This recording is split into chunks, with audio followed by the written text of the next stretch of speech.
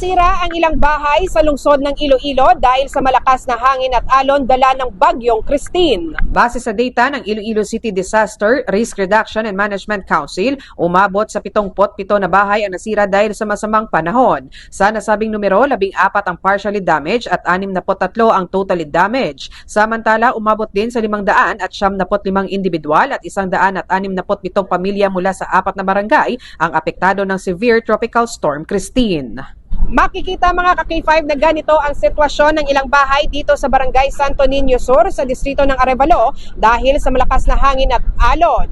Marami namang puno ng kahoy ang natumba dahil sa malakas na ihip ng hangin. Nabatid din na nanatili sa mga evacuation centers ang mga residente na apektado ng masamang panahon.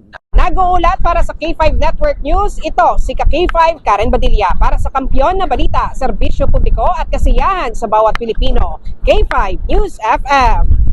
K5 News FM. News FM.